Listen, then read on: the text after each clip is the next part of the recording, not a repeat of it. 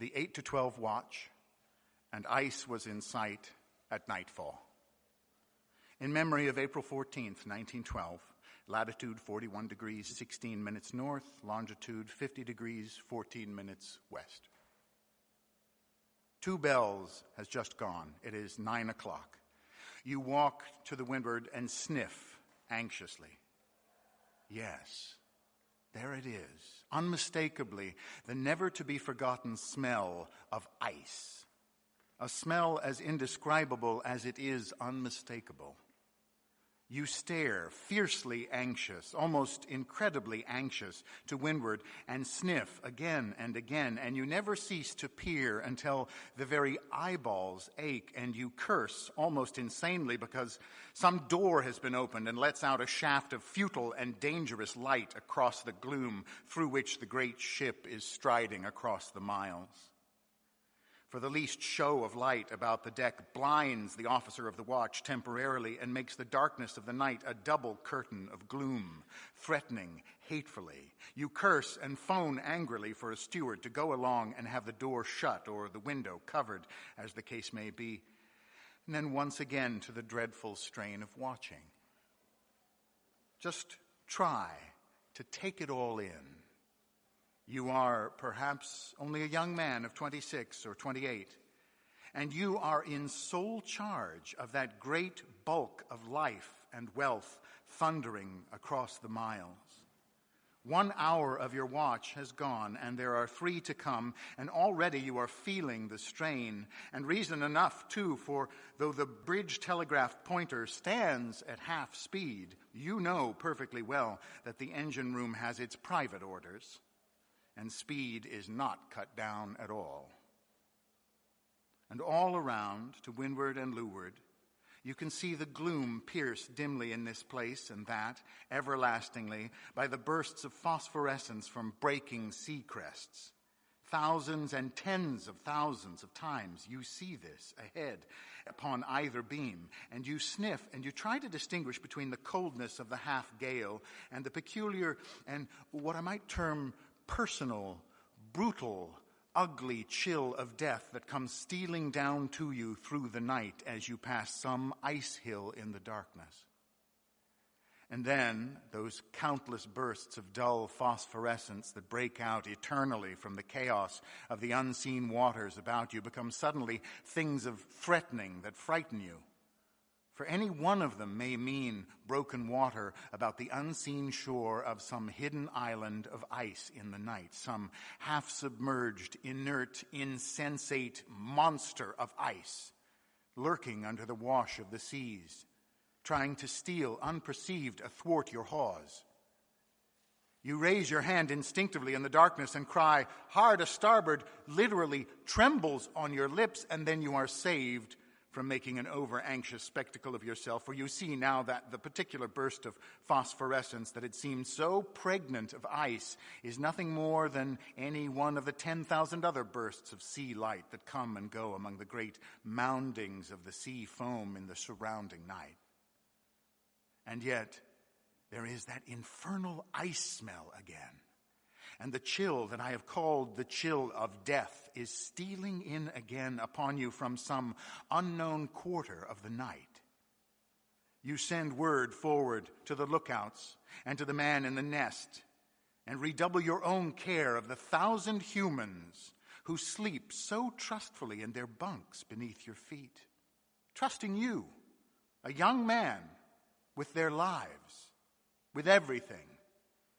They and the great ship that strides so splendid and blind through the night and the dangers of the night are all, as it were, in the hollow of your hand.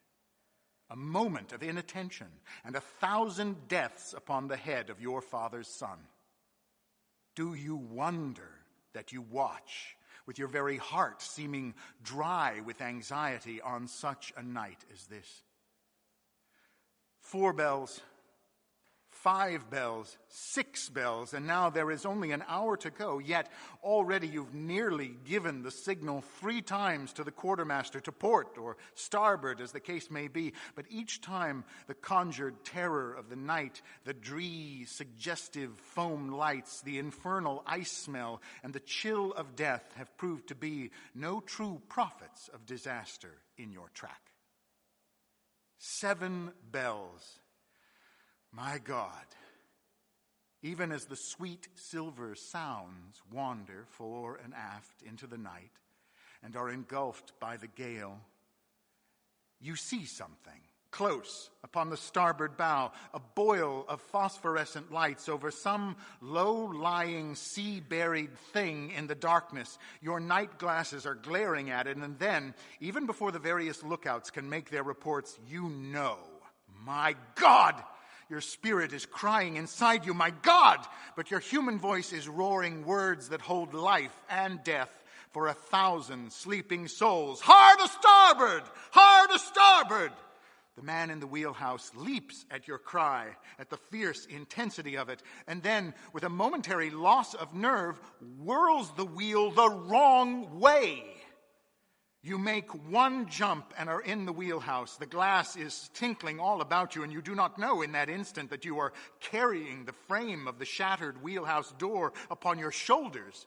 Your fist takes the frightened helmsman under the jaw, and your free hand grips the spokes and dashes the wheel round toward you, the engine roaring away in its appointed place. Your junior has already flown to his post at the telegraph, and the engine room is answering the order you have flung at him as you leaped from the wheelhouse. But you are staring half mad through the night, watching the monster bows swing to port against the mighty background of the night. The seconds are the beats of eternity in that brief, tremendous time.